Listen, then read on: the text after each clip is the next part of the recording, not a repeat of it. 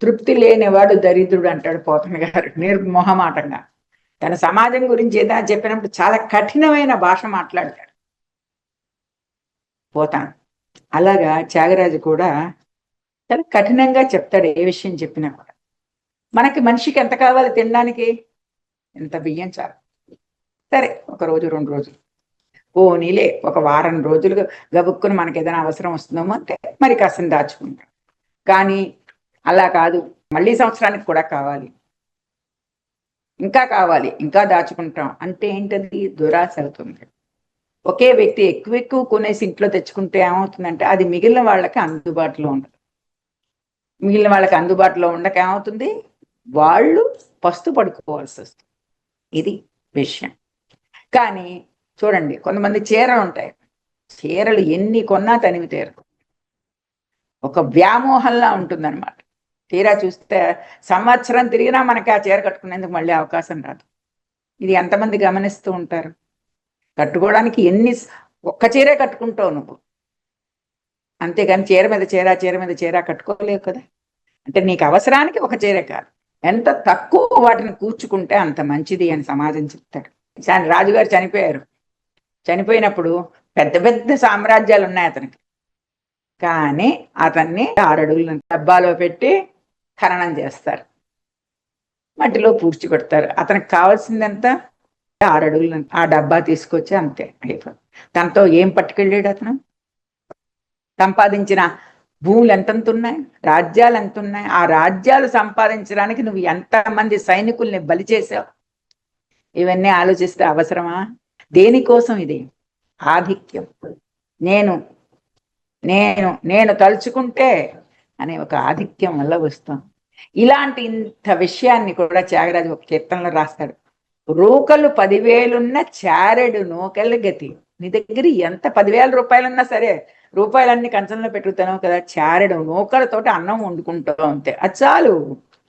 కోకలు వేయున్న కట్టుకొనుటకొకటి కానీ, ఎన్ని చీరలున్నా ఒకటే కట్టుకుంటావు, దాని మీద ఇంకో ప్రదర్శిస్తాను అని చెప్పేసి ఇంకో 4 వేసుకోలేవు కదా.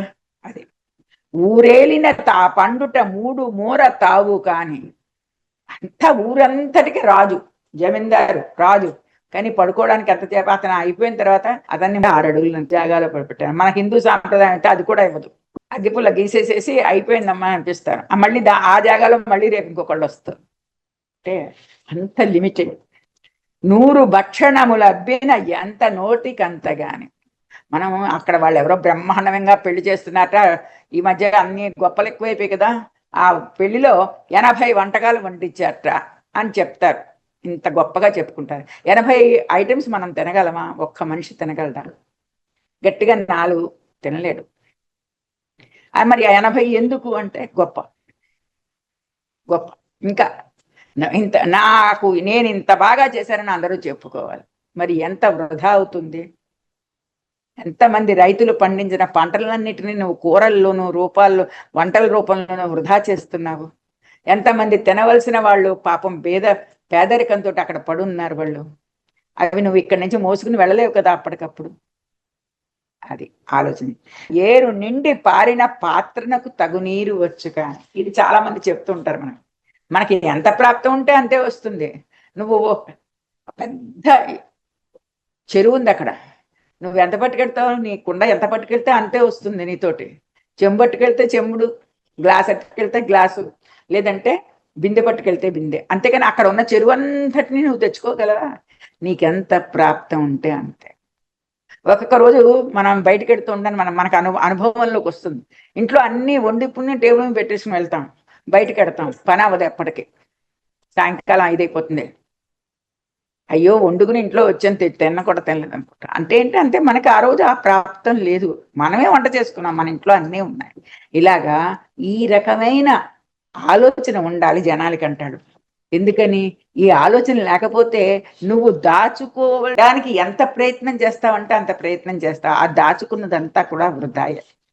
ముఖ్యంగా ఈ కరువు కాటకాల సమయంలో మనం తృప్తిగా ఉండి సంతృప్తిగా అందరికీ పెట్టగలిగితేనే మన జీవితం ధన్యం అవుతుంది. ఊరికే ఎవరికి మనం ఇవ్వలేము. కానీ మనకు కావాల్సింది మనం కొంచెం తక్కువ తెచ్చుకుంటే ఆ మిగిలిన వాళ్ళకి కొనుక్కోవడానికి దొరుకుతుంది. పాల డబ్బాలు చాలా దొరకడం కష్టంగా ఉంది. అందుకే 4 డబ్బాలు నువ్వు తెచ్చి నీ ఇంట్లో పెట్టుకుంటే మిగిలిన చంటి పిల్లల సంగతి ఏమిటి?